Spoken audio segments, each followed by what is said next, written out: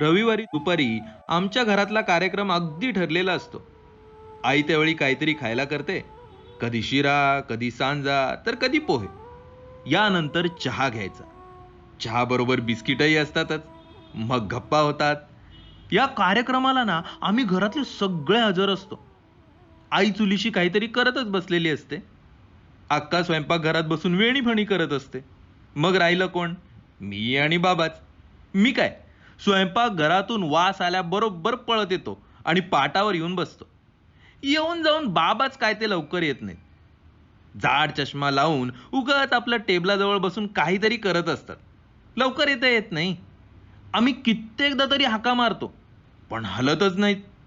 मग आई मोठ्यांदा ओरडते. किती मेलं पुस्तकात डोकं खुपसून बसायचं ते. पुस्तकं झिजली की आता उठा. मग मात्र बाबा चटदिशी उठतात आणि स्वयंपाकघरात लगबगीनं येतात. मुकाट्यानं पाटावर बसून गपा गपा खाऊ लागतात.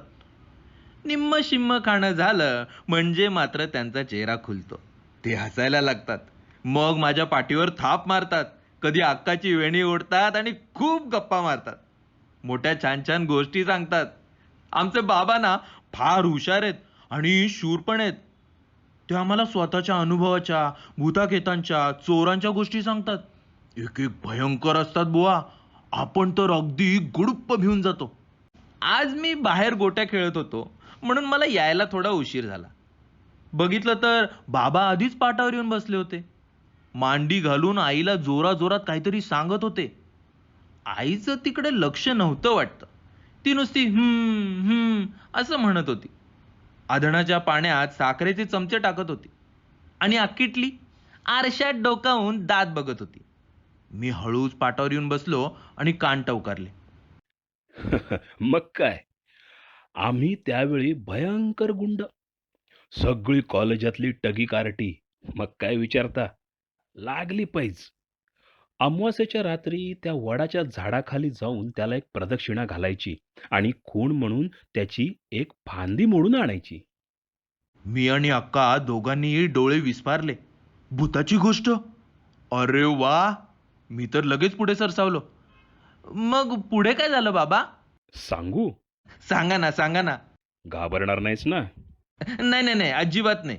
मग हरकत नाही. ऐक. मग काय, मी म्हणालो, चला आपली पैज. मी आणतो वडाची फांदी तोडून. अरे भूत नाही नि बीत नाही. अय्या बाबा, तुम्ही? तर काय, मग गेलात तुम्ही बाबा? गेलो. अरे गेलो म्हणजे अगदी चक्क गेलो. आणि काय, हा दाट अंधार पडलेला, डोळ्यात बोट घातलं ना तरी दिसायचं नाही असा भणा भणा वारा वाहतोय. गॉ गॉ गॉ, चमत्कारिक आवाज सारखा ऐकू येतोय. आसपास माणूस नाही आणि कोणी नाही. बाबा जसजशी हकीकत सांगू लागले तसतसे मी आणि अक्का दोघेही त्यात रंगून गेलो. सांगता सांगता बाबांचा आवाज भीषण होऊ लागला. ते सारखे वेडेवाकडे हात फिरवू लागले. त्यांचं तोंड तर फारच भेसूर दिसू लागलं. आम्ही दोघेही मनातून फार घाबरून गेलो होतो. तोंडाचा आ करून ऐकू लागलो आम्ही. तर अशी गंमत. केलं धाडस आणि आणली त्या वडाची फांदी झाडावर चढून. फांदीवर बसून छानपैकी एक सिगरेट ओढली आणि मग परत आलो. आईचं मात्र या बोलण्याकडे बिलकुल लक्ष नव्हतं. ती चहाचं काहीतरी करत होती. पण अक्का अशी घाबरली की ती एकदम ओरडलीच.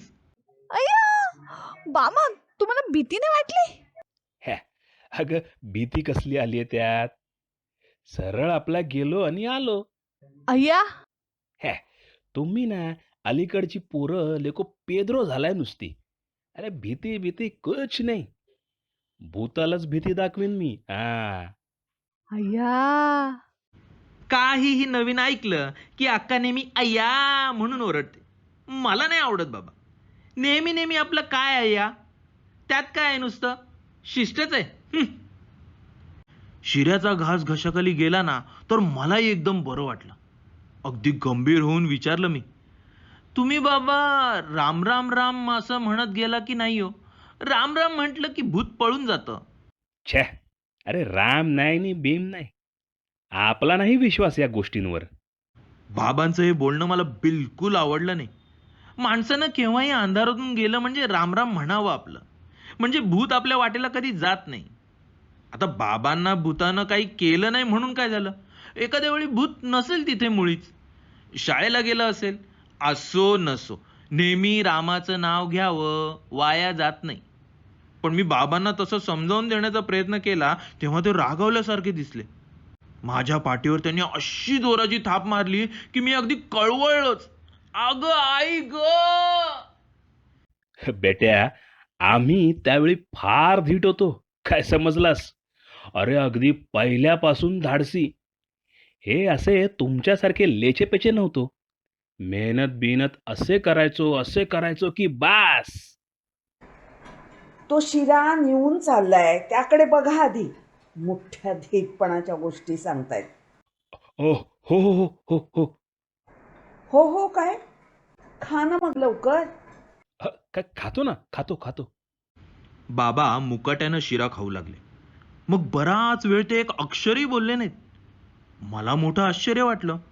आई मध्येच नेहमी असं काहीतरी फाडफाड बोलते आणि बाबांचा फार हिरमोड होतो.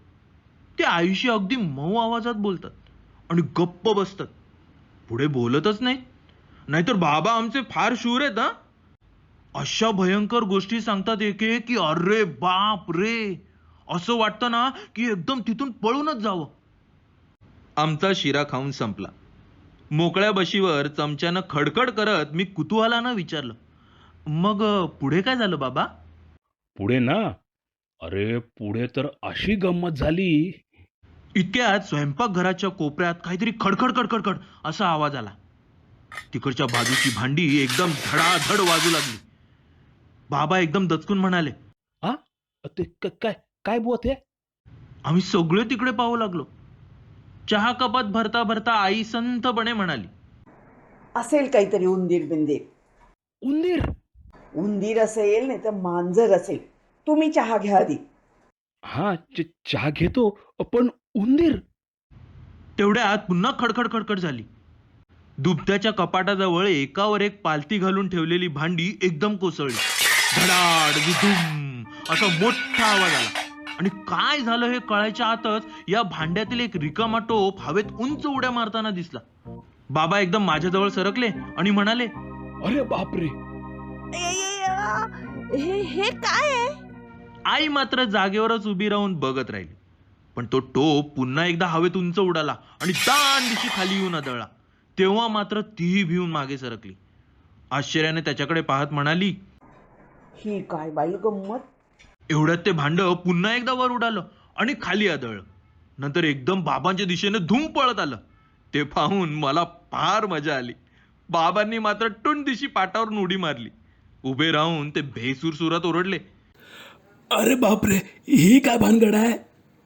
एवढ्यात मला एकदम दिसलं आणि काय अगदी छान दिसलं आणि मग हसायलाच आलं. मोठ्यांदा आईला हाक मारून मी म्हंटल, आई आई अगं मांजर. मांजर?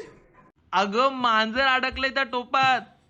त्याचं डोकं अडकलंय बघ ना, म्हणून ते उड्या मारतंय सारखं.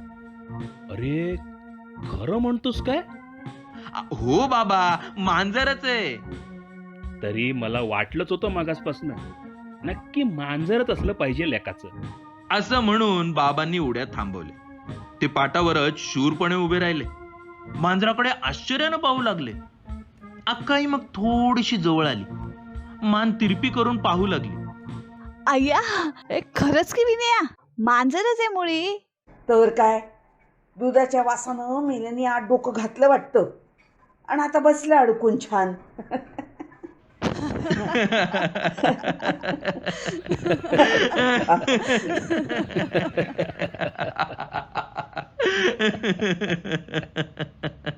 आणि हसता हसता त्या उडत्या टोपाकडे आम्ही पाहू लागलो. मी थोडंसं पुढे जाऊन वाकून बघितलं तर त्या मांजराचं डोकं आणि निम्मी मान आत गेली होती. आत ते खुडूम खुडूम करत होतं. डोकं बाहेर निघावं म्हणून टोपा सकट ते सारखं टणाटण उड्या मारत होतं. पहिल्यांदा नीट दिसलं नाही, त्यामुळे वाटलं की टोपच नुसता अधांतरी वर उडतोय. टणाटण टणाटण. माया बाजार सिनेमासारखा. मी आणखी पुढे जाऊन बघणार होतो, पण तेवढ्यात आई ओरडली. विनिया कार्ट्या मरायचंय का? पुढे जाऊ नकोस, बोचका राहील ते तुला. मागे हो. गाढवा, आईने सांगितलेलं कळत नाही का? फिर माग, फिर माग. मला असं राग आला आईचा आणि बाबांचा, पण काय करणार. मुकाट्यानं बाजूला जाऊन उभं राहिलो, कपाळाला आट्या घालून. कुणाशी न बोलता उभं राहिलो मी. मग आई कमरेवर हात ठेवून म्हणाली, मांजराला काढलं पाहिजे लवकर, नाहीतर आपटून आपटून टोपाला पोचे येतील. काढायला कशाला पाहिजे? निघेल आपोआप थोड्या वेळाने. मी सांगतो ना. तसं कसं निघेल? निघेल की. जसं डोकं आत घातलंय ना, तसं हळूच बाहेर काढायचं. आहे काय त्यात अवघड? हां, मात्र हळूच काढलं पाहिजे हां त्यानं. तेवढं आहे. तर म्हणे हळूच त्यांनी काढलं पाहिजे. जसं काही कळतच आहे ना त्याला. आईचा आणि बाबांचा असा थोडा वादविवाद झाला. बाबांचं एकूण म्हणणं असं होतं की मांजराची जात मुळीच हुशार. त्यातून संकटात सापडल्यावर कुठल्याही प्राण्याचं डोकं जरा जास्त वेगानं काम करू लागतं. तेव्हा या मांजराला आपण असंच सोडावं. थोड्याच वेळात ते आपली सुटका करून घेतं की नाही पहा. पण आईनं अगदी खणखणीत सुरात आपला मतभेद व्यक्त केला. तसलं तुमचं भारूड काही सांगू नका. मुकाट्याने येत आहे की नाही माझ्या मदतीला ते सांगा. बरं बुवा, राहिलं. मग आईनं नेहमीप्रमाणे पुढाकार घेतला. तिनं टोपाला हात लावून झट दिशी तो ओढण्याचा प्रयत्न केला. त्याबरोबर इतका वेळ दमून एकाच जागी खुडबुड करणाऱ्या त्या मांजरानं आणखी मोठी उडी मारली आणि ते लांब पळालं. टोपाचा खणखण खणखण असा आवाज करत सगळं स्वयंपाकघरातून ते सैरावैरा पळू लागलं. त्यामुळे बाबांची फारच पंचायत झाली. पहिल्यांदा त्यांनी बऱ्याच वेळा जागा बदलून बघितलं. मग ते खुंटीला धरून मध्येच लोंबकळले आणि सगळ्यात शेवटी मांजराबरोबर तेही टुनटुन करून उड्या मारू लागले. मला फार हसायला आलं. बाबा काही वेळेला ना फार मजा करतात. शेवटच्या उडीत बाबांचा पाय चुकून भरलेल्या कप बशीवर पडला. त्यातला चहा त्यांच्या पायाला चांगलाच पोळला. कारण असं करून त्यांनी पुन्हा आपणहून उडी मारली आणि खाली येऊन कप बशीचा चुराडाच केला. त्यातल्या वाफेचा चहा सांडला आणि तो जो वाहत गेला तो थेट मांजराच्या अंगापर्यंत. अंगाला चटका लागल्या बरोबर मांजरानं आणखी एक उंच उडी घेतली आणि मग बाबांनीही निरुपायानं तसंच केलं. कप बशी फुटली आणि चहा सांडला. हे पाहून मी फारच घाबरून गेलो. कारण घरातल्या सामानाची नासधूस झालेली आईला बिलकुल आवडत नाही.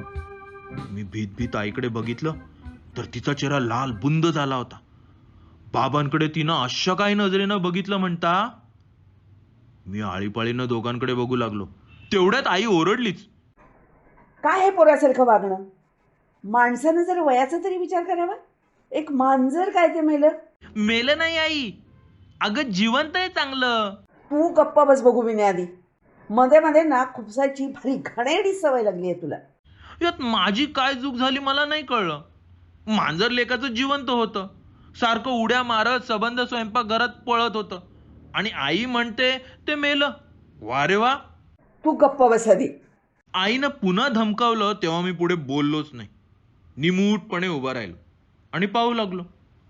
नको बोलूस तर नको, राहिलं. मग आईनं भराभरा हुकूम सोडायला सुरुवात केली. अक्का, हा तू धर त्या मांजराचे पाय आणि तुम्ही धराव त्याच्या मानेपाशी.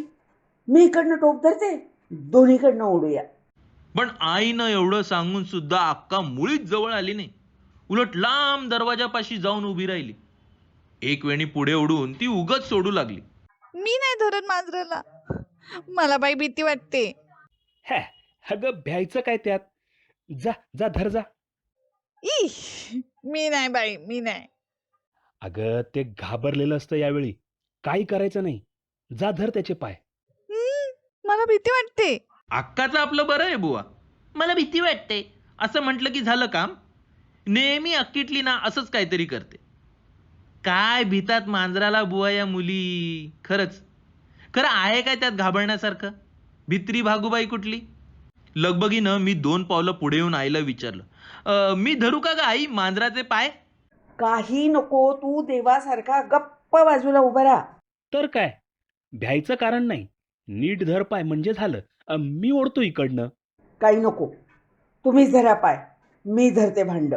अगं पण बाबांनी बराच वेळ खटपट केली आणि आईला सांगितलं की मांजराचे पाय धरण्याचा मोठासा मुद्दा नाहीये, पण मांजर बायकांना काही करत नाही, उलट पुरुषांना मात्र ते चांगलं ओरबाडतं. त्या दृष्टीनं मी टोप धरतो, तू पाय ओढ. पण आईनं निश्चयानं मान हलवली. आहाहाहा. एवढे पाय धरता येणार तुम्हाला? कमाल आहे. बरं बुवा, मी धरतो पाय. हा सगळा वादविवाद होईपर्यंत मांजर सारखं उड्या मारतच होतं बरं का. टोपा सकट उंच उडी मारून खाली आदळत होतं आणि धूम पळत होतं, कधी इकडे तर कधी तिकडे. स्वयंपाकघरातली सगळी भांडी त्यानं उलती पालती केली होती. धडाधड आवाज निघत होते. एखादी घंटा वाजावी ना, तसं सारखं काही ना काही वाजत होतं. चहा सांडून त्याचे ओघळ मोरीपर्यंत गेले होते. शिऱ्याचं पातीलं एका बाजूला कलंडून शिऱ्याचा अर्धा ढीग बाहेर सांडला होता. तिकडे बघून आई सारखा सुस्कारा सोडत होती. तिचा जीव अगदी तिळतिळ तुटत होता हे मला स्पष्ट दिसत होतं. उड्या मारता मारता मांजर आता मोठमोठ्यांदा गुरगुरत होतं. त्यानं नखं बाहेर काढली होती. मला वाटलं की जवळ जाऊन त्याची नखं मोजावीत, पण आईचा चेहरा पाहून मी तो बेत रद्दच केला. हळूच बाबांकडे बघितलं तर ते डोळे बारीक करून या प्रकाराकडे लांबूनच बघत होते. त्यांचा चेहरा जरासा गोरामोरा झाला होता आणि भूताखेताची गोष्ट ते सांगू लागले म्हणजे आमची कशी तोंड होतात ना, तसं त्यांनी आपलं तोंड केलं होतं. ते कसल्या तरी विचारात पडल्यासारखे दिसत होते. तेवढ्यात आई पुन्हा ओरडलीच. अहो धरा ना पाय लवकर. काय चालवली आहे पुराटकी ही? हो हो हो हो. एवढं बोलून बाबांनी पुन्हा एकदा चमत्कारिक दृष्टीनं मांजराच्या हालचालीकडे पाहिलं. काय त्यांना वाटत होतं कोण जाणे, पण त्याच्या तोंडावर धीटपणा अंमळ कमी दिसत होता एवढी गोष्ट खरी.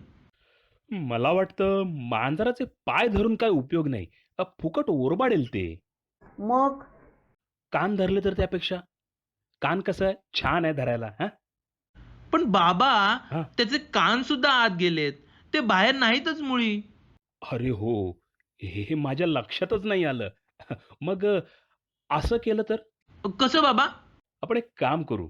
त्याच्या पायांना आपण दोरी बांधू अगदी घट्ट आणि मग दोरी ओढूया एकदम जोरात. पण बाबा, माझं काय म्हणणं आहे, पुऱ्यात आहे. धरा लवकर आणि सोडा त्या बिचाऱ्याला. नाही, धरायचं तर आहेच. पण बाबा असं थोडा वेळ काहीतरी स्वतःशी पुटपुटले. काय बोलले कुणास ठाऊक, मला काही ऐकू नाही आलं.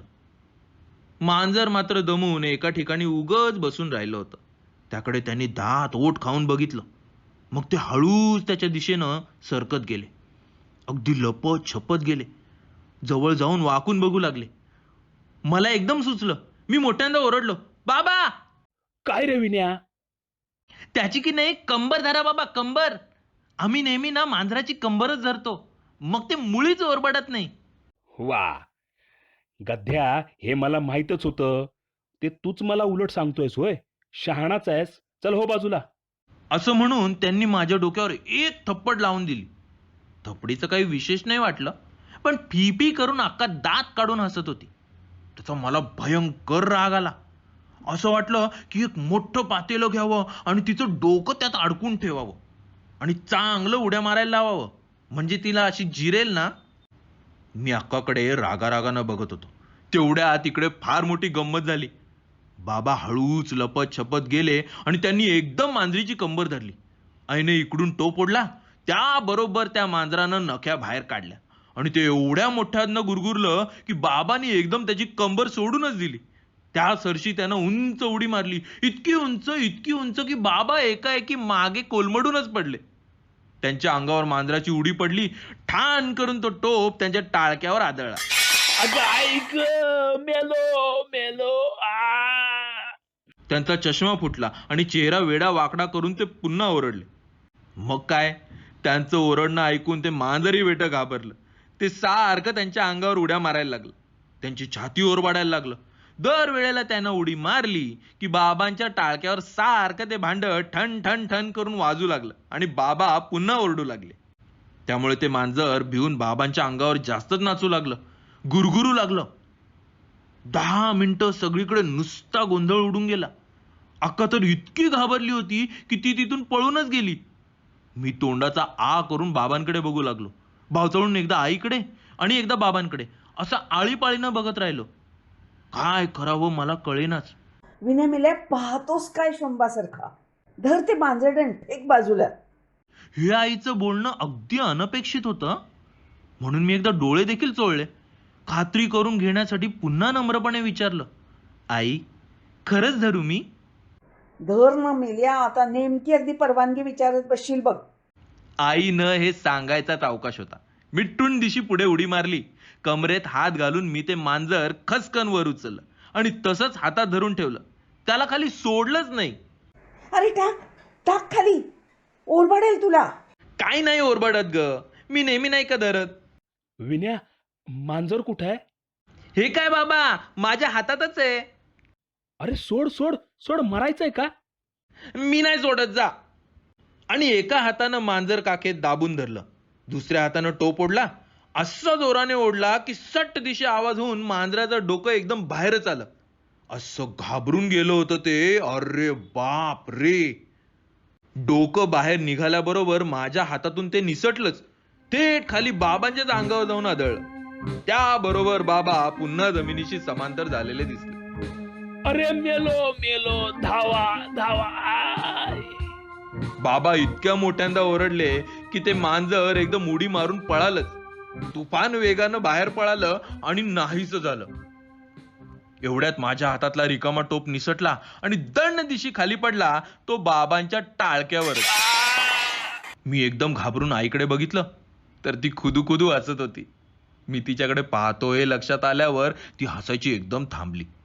गंभीर चेहरा करून तिनं म्हटलं, अरे जा रे, बाहेरच्या खोलीतून आयोडीनची बाटली घेऊन ये जा, पळ. मग संध्याकाळी कपाळावरच्या टेंगळाला रबरी पिशवीनं शेकत शेकत बाबा मला म्हणाले, विन्या, तू गैरसमजूत करून घेऊ नकोस हा. हा आता आजचा प्रकार झाला तो सोड, पण कॉलेजमध्ये असताना मी फार गुंड होतो. अतिशय धाडसी, भयंकर बेरड, काय समजलास? तुला त्यावेळची एक गोष्ट सांगू का? गोष्ट? कसली गोष्ट बाबा? भूताची? हॅट, अरे भूताची गोष्ट काय घेऊन बसलायस? अरे एकदा आमच्या खोलीत वाघ शिरला होता, वाघ. वाघ? खरंच बाबा? मग सांगतो काय तुला? पण सांगू ना तुला? सांगा ना. भिणार नाहीस ना अजिबात?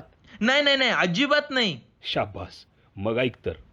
असं म्हणून बाबांनी पुन्हा एकदा कपाळावरचं टेंगूळ चाचपून पाहिलं. मग मोठे मोठे हातवारे करून ते वाघाची गोष्ट सांगू लागले. सांगता सांगता त्यांचा चेहरा भेसूर दिसू लागला, आवाज भीषण होऊ लागला आणि धडधडत्या छातीनं मी ती भयंकर गोष्ट ऐकू लागलो.